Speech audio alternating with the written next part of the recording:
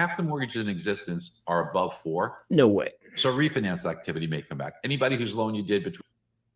Wait, so did he just say that rates are likely going to dip under 5% this year? So it's right now, what, it's October 5th, 2022. So he's expecting by the end of December, less than 2 months, rates could dip under 5%. Okay, so what are we looking at? Where are rates right now? Let's see. Current rates right now, 6.95%. 6.95%, right? And then look at this right here. This is the activity, the rate activity going up, up, up, up. So he's thinking this is going to just drop, just literally drop. So this is 1 month, 3 months, 6 months, 1 year interest rates. So you can see in the last year, there's been a bit of a change in interest rates in the past year. Ay. That's crazy. All right. Well, that's what Barry says. If Barry says it, then it's got to be right. So we shall see if that is actually right or not. What else does he say? I think he also talks a little bit about inventory and affordability. Let's see, inventory. April and towards the latter part of this year. Where's the little hills? We talked about it. Yep. Here's the and hills. Then again, Ryan, check this out. This is a good one too. Holy cow.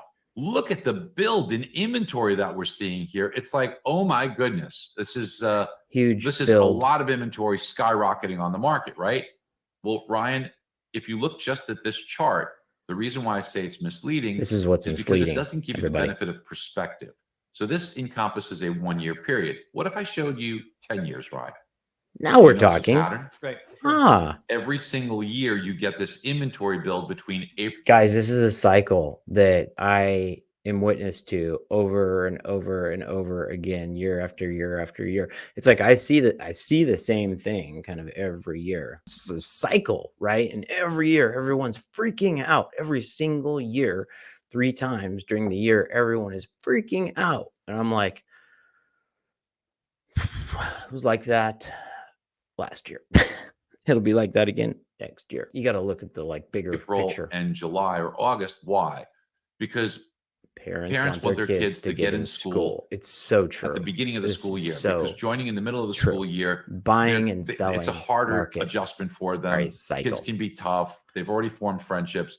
So in order to do that, I've got to move into my new home June, July, or August. And then what's messing up this whole active listing thing? While we've seen a build in right now too, is new construction is accounting for the lots as well. So when we're talking about inventory and then we're including new construction housing starts, they're not homes that are ready to be moved into. You see what I'm saying? So that they're the lot that still has to have a foundation and a home built on it. It takes a long time. The data is being skewed in such a way to make for good news.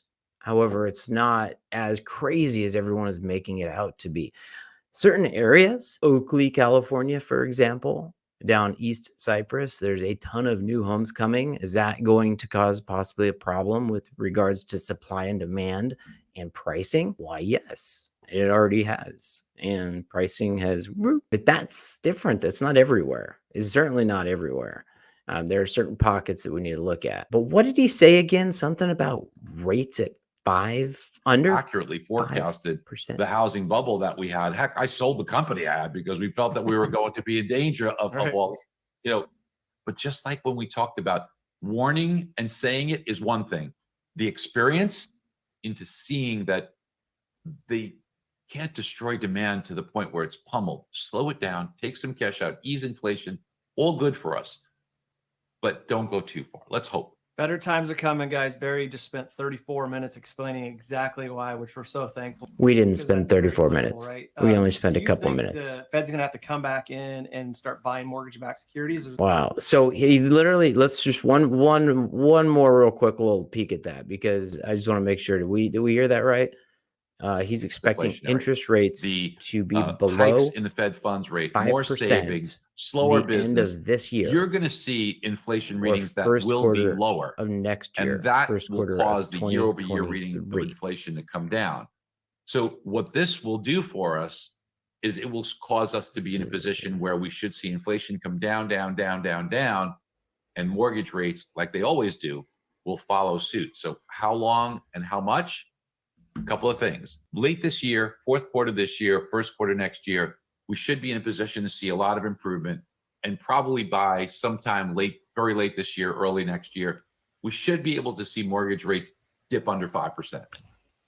Think about that. Half Under the mortgages in 5%. existence are above 4. Is this for real? So refinance activity may come back. Anybody whose loan you Under did between 5%. April Is this and for the real? latter part of I this don't year know. will be a Is it possible? What are your thoughts? Comment back. 2 things. 1, is it possible? 2, do you think it will be likely that rates will be under 5% by the end of this year? So 2 months. We're at 7% right now on a 30-year fixed rate mortgage. And I'm not even getting into the pricing issue because that's a whole nother story. And we'll save that for the next time. But I want to hear from you. Let me know. 1, is it possible for rates on a 30-year fixed rate mortgage to go sub 5% by the end of this year? And 2nd, do you think it's likely? Do you think it's likely? We've been doing this with interest rates. Do you think they're all of a sudden going to go bloop? Let me know. I want to hear from you.